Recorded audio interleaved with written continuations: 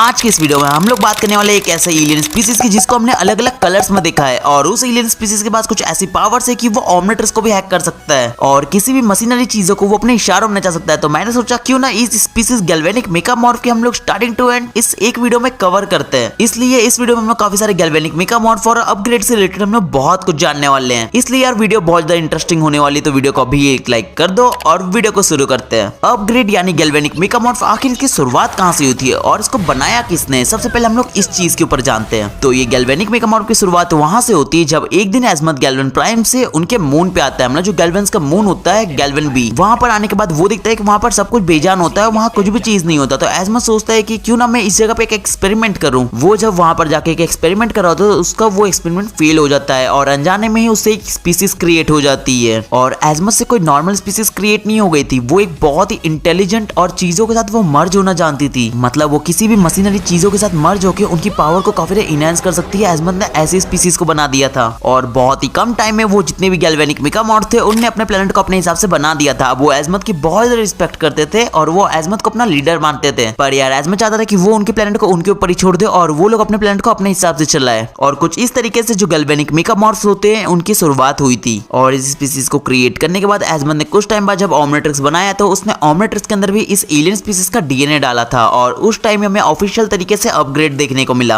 Upgrade का use Ben 10 classic में Ben ने बहुत ज्यादा किया। उसने इसका यूज करके बहुत सारी चीजों को कंट्रोल किया और बहुत सारी फाइट्स को विन भी किया। वो जब भी अपग्रेड में ट्रांसफॉर्म होता रहा उसके लिए काफी इजी हो जाता था किसी भी एलियन टेक को समझने में, क्योंकि अपग्रेड की मदद से उस टेक के साथ मर्ज हो जाता रहा और इजीली समझ जाता रहा कि आखिर इसका यूज क्या है और उसको अपने हिसाब से कस्टमाइज करके उन विलन्स को हरा देता था वो हमेशा। और उसी बीच हमने अपग्रेड को बहुत बेन 10 क्लासिक में यूज होते देखा, पर उसके बीच में हमें एक और अपग्रेड देखने को मिलता है। पर इस बार वो हमें बेन के थ्रू नहीं देखने को मिलता, ये हमें केविन के थ्रू देखने को मिलता है। केविन ने जब बेन के ऑमलेटर्स को एब्सॉर्ब कर लिया, उसके पास काफी सारे अलग अलग एलियंस की पावर आ गई थी। तो उस टाइम हमने ये देखा कि केविन के पास अपग्रेड यानी गैल्वेनिक मेगामॉर्फ की पावर आ गई और वो गैल्वेनिक मेगामॉर्फ की पावर का मिसयूज कर रहा होता है। वो यार बहुत ज्यादा गलत यूज कर रहा था अपग्रेड की पावर का लोगों को परेशान करने के लिए। पर कुछ देर बाद केविन के पास से वो पावर उसकी चल जाती है। बट उसके बाद भी हमने ये देखा कि केविन के पास अपग्रेड की पावर होती है। जब वो 10 एलियन के साथ म्यूटेट हो जाता है तो उसको अपग्रेड की पावर मिलती है। अब वो इस टाइम चीजों के साथ मर्ज हो सकता था कि नहीं ये तो हम लोग नहीं जानते, क्योंकि उसने कभी भी अपग्रेड की ये जो पावर थी उसको यूज ही नहीं किया इस म्यूटेट फॉर्म में। बट अभी इस गैल्वेनिक मेगामॉर्फ को थोड़ा साइड रखते हैं और बढ़ते अपने दूसरे गैल्वेनिक मेगामॉर्फ के ऊपर। वो इसलिए क्योंकि ये जो गैल्वेनिक मेगामॉर्फ है ये बहुत ज्यादा खतरनाक है और ये हमें बेन 10 क्लासिक एक मूवी में देखने को मिलता है। बेन 10 डिस्ट्रॉय एलियंस मूवी के अंदर हम लोग ये देखते हैं कि एजमथ के डैड के पास मेगामॉर्फ आर्मर आ जाता है और उस आर्मर का यूज करके वो एक गैल्वेनिक मेगामॉर्फ बन जाते हैं। ये जो मूवी इसके अंदर हमें पता चलता है कि आखिर एक गैल्वेनिक मेगामॉर्फ कितना पावरफुल हो सकता है, क्योंकि इसमें जो एजमथ के डैड थे उन्होंने बहुत ही अच्छे से गैल्वेनिक मेगामॉर्फ की पावर को यूज किया था। बेन ने आज तक कभी अपग्रेड की पावर को इस तरीके से यूज ही नहीं किया। हमने यार देखा जब एजमथ के डैड के पास मेगामॉर्फ आर्मर आ जाता है तो वो इतने स्ट्रांग हुए थे कि बेन का कोई भी एलियन उनको डिफीट नहीं कर पा रहा था। वो बेन के सारे एलियन को डिफीट कर देते अकेले। वो भी बेन यार किसी भी एलियन में ट्रांसफॉर्म हो रहा था वो इजीली उसको डिफीट कर दे रहे थे और वो कुछ भी काम नहीं आ रहा था। उसके बाद हम लोग बेन 10 क्लासिक में एक भी गैल्वेनिक मेगामॉर्फ या अपग्रेड्स को नहीं देखते, हम लोग डायरेक्ट बेन 10 एलियन फोर्स में देखते एक गैल्वेनिक मेगामॉर्फ को। और वो हमें तब देखने को मिलता है जब बेन जूली के साथ डेट पे गया होता है और उस एपिसोड में वो मुसीबत में पड़ा हुआ होता है जिसका नाम बेजल होता है और उसके ऊपर एक बहुत ही बड़ा चीज गिरा हुआ होता है जिसकी वजह से वो निकल नहीं पा रहा होता है। तो उस टाइम बेजल ने एक नोटिफिकेशन भेजा था और प्लस अपने हाथ को काट के एक शिप नाम का एक पेट भी निकाला था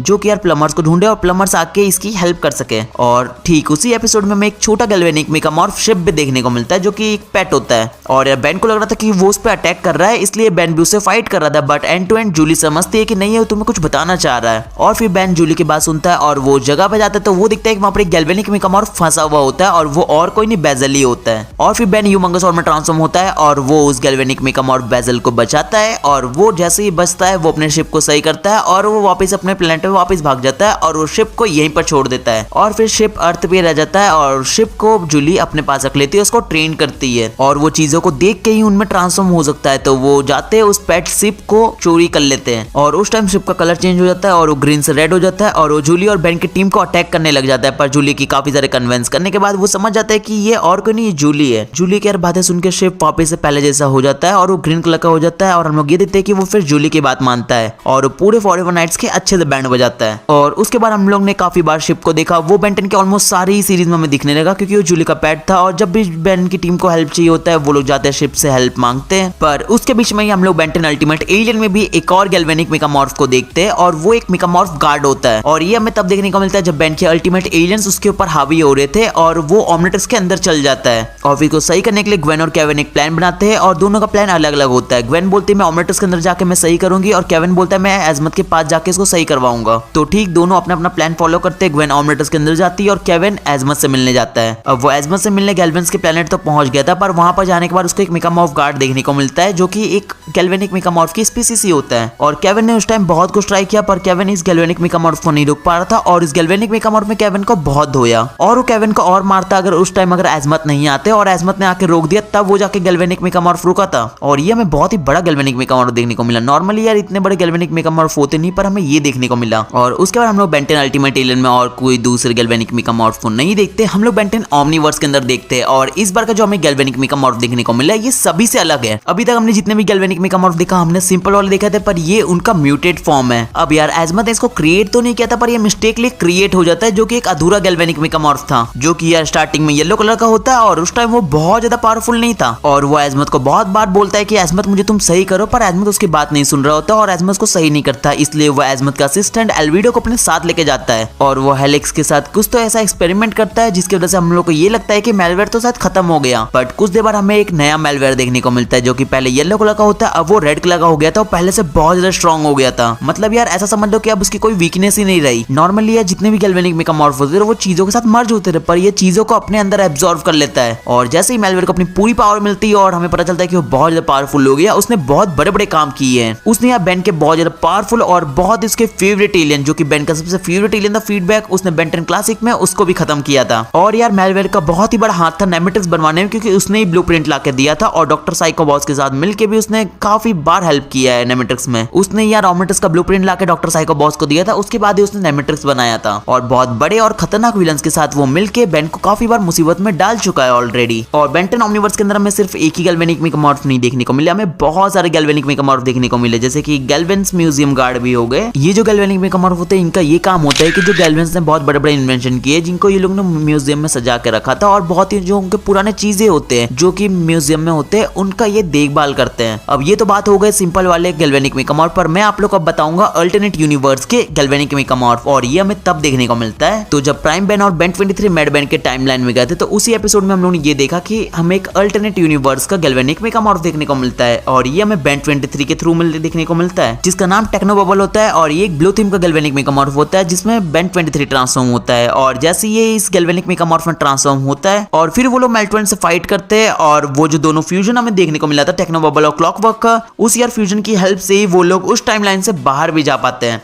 उसके बाद हमें एक और यूनिक सा गैल्वेनिक मेगामॉर्फ बेंटन ओमनीवर्स के अंदर ही देखने को मिलता है और ये हमें बेंटन 1000 के पास देखने को मिलता है। और ये हमें तब देखने को मिलता है जब इयॉन बार बार टाइम बीस्ट के एक को चोरी कर रहा होता है और उनको जिंदा कर देता है। तब यार उसको सही करने के लिए काफी बार बेंटन 1000 टाइम में पीछे रहता है और वो देखता है कि उसका जो प्रोटोटोक होता है और जो 10 स्पीड होता है वो टूटा हुआ होता है, इसलिए वो अपरिक में ट्रांसफॉर्म होता है और वो उनको टाइम साइकिल में बदल देता है। अपरिक जो कि अपग्रेड और जूरिक का फ्यूजन होता है और इस फ्यूजन का यूज करके उसने टाइम साइकिल बनाया था और इसकी वजह से ही वो लोग जाके मेल्टवेन को आखिरी में रोक पाए थे। और सिर्फ ओमनीवर्स में हमें इतने ही गैल्वेनिक मेगामॉर्फ नहीं देखने को मिले, हमें बेंटन ओमनीवर्स में एक और भी देखने को मिलता है जो कि इन सबसे पावरफुल है और वो एक यूनिक फ्यूजन फॉर्म में हमें देखने को मिलता है जो कि होता है मेलगैक्स, जो कि यार हमें विलगैक्स की वजह से देखने को मिलता है। विलगैक्स ने मेलवेयर की बॉडी को पूरी एक आर्मर बदल दिया था और जैसे ही वो आर्मर को पहनता है हम लोग देखते हैं कि विलगैक्स मेलगैक्स बन जाता है और उसकी पावर बहुत ज्यादा बढ़ गई थी। विलगैक्स में वो इतना पावरफुल था पर जैसे उसके मेलवेयर की पावर आती है वो बहुत ज्यादा पावरफुल हो जाता है, उसको कोई जल्दी नहीं रोक पा रहा था। बेन ने बहुत सारा अपने एलियन का यूज किया, यहाँ तक कि सेकंड मोस्ट पावरफुल एटॉमिक्स का भी यूज किया और एटॉमिक्स भी उसको नहीं रोक पा रहा था। उसके बाद बेंटन रिबूट में भी हमें काफी सारे गैल्वेनिक मेगामॉर्फ देखने को मिलते हैं। रिबूट के अंदर सबसे पहले हमें ये रिबूट बेन के पास गैल्वेनिक मेगामॉर्फ देखने को मिलता है और ये एक पर्पल कलर का गैल्वेनिक मेगामॉर्फ होता है। हमारा जो क्लासिक टाइमलाइन का बेन 10 था जो उसके बाद हमें गैल्वेनिक मेगामॉर्फ देखने को मिला वो ग्रीन कलर का था, पर जो रिबूट अल्टरनेट टाइमलाइन का जो हमें बेन 10 देखने को मिला इसका जो गैल्वेनिक मेगामॉर्फ है अपग्रेड वो हमें पर्पल कलर का देखने को मिला। पर कोई अब ऐसा मत समझना कि इनकी पावर्स में डिफरेंस था, सिर्फ इनके कलर्स में डिफरेंस था। पावर्स इनकी दोनों की ऑलमोस्ट सेम ही थी। जो चीज हमारा क्लासिक वाला अपग्रेड कर सकता था वो सेम चीज हमारा रिबूट वाला भी अपग्रेड कर सकता था। पर अब कलर को थोड़ा साइड रखते हैं और बढ़ते हैं हमारे एक यूनिक गैल्वेनिक मेगामॉर्फ के ऊपर और वो एक ग्लिच जो कि यार एक प्योर गैल्वेनिक मेगामॉर्फ नहीं है, वो यार हाफ गैल्वेनिक मेगामॉर्फ के डीएनए से बनी है और हाफ बेन के डीएनए से। जब यार अपग्रेड ने ओमनिट्रिक्स को हैक करने का ट्राई किया था ओमनिट्रिक्स के अंदर जाके, तब हमने देखा था कि उसके ओमनिट्रिक्स से अपग्रेड का डीएनए इरेज हो गया था। और ये बात हमें तब पता चलता है कि जब बेन ओमनिट्रिक्स के अंदर जाता है तब हम लोग देखते हैं कि ओमनिट्रिक्स के अंदर एक बेन के जैसे ही हमें गैल्वेनिक मेगामॉर्फ देखने को मिलती है जो कि ग्लिच होती है, जो यार बेन की बहुत ज्यादा हेल्प कर रही होती है और एंड में भी वो बेन की हेल्प करती है। जब यार ओमनिट्रिक्स रिबूट हो रहा है तो वो कार में मर्ज हो जाती है और बेन और उसकी जो पूरी फैमिली होती है उनको ओमनिट्रिक्स से बाहर ले जाती है। है। पर यार ओमनिट्रिक्स से बाहर आने के बाद हमने ये देखा ग्लिच अपनी एक एबिलिटी खो देती है, वो अब सेफ शिफ्टिंग नहीं कर पा रही थी। जैसे कि यार ओमनिट्रिक्स के अंदर जब वो थी तो हमने देखा काफी बार वो सेफ शिफ्टिंग भी कर ले रही थी और वो आसानी से किसी भी चीजों के साथ मर्ज हो जा रही थी। पर जैसे ही वो ओमनिट्रिक्स के बाहर आते वो सिर्फ एक कार बन के ही रह जा रही थी, पर वो हाँ बेन की हेल्प कर रही थी। बहुत बार उसने बेन की हेल्प किया है उस कार के फॉर्म में भी। और फिर हमें नेक्स्ट गैल्वेनिक में कम और बेन के ओमनिट्रिक्स के थ्रू नहीं केविन की एंटीट्रिक्स के थ्रू देखने को मिलता है। जब केविन अपने एंटीट्रिक्स के एलियंस का यूज करता है तभी हमें इस बूटलैग को दिखाया था, जो कि एक म्यूटेंट हाइब्रिड गैल्वेनिक मेगामॉर्फ है। इसके यार पास भी सेम अपग्रेड्स वाली पावर्स है, बस कुछ एक्स्ट्रा पावर्स भी हमें इस बूटलैग के पास देखने को मिली है। और ये एक ब्लू थीम का गैल्वेनिक मेगामॉर्फ होता है। अगर मैं लुक्स के ऊपर बात करूं तो मुझको सबसे खतरनाक लुक मेरे को बूटलैग का ही लगता है। इसका यार हमें थोड़ा यूनिक लुक देखने को मिला। जितने भी यार गैल्वेनिक मेगामॉर्फ थे सभी का यार ऑलमोस्ट लुक सेम ही था, बट हमें इसमें कुछ चेंजेस देखने को मिला और मुझे लगा कि हाँ ये थोड़ा यूनिक है और मस्त भी है। उसके बाद हमें इस वीडियो का लास्ट गैल्वेनिक मेगामॉर्फ बेन 10 रिबूट के फ्यूचर में देखने को मिलता है और वो एक बेन 10 रिबूट की मूवी होती है। बेन 10 रिबूट की हमें एक बेन 10,010 मूवी देखने को मिला था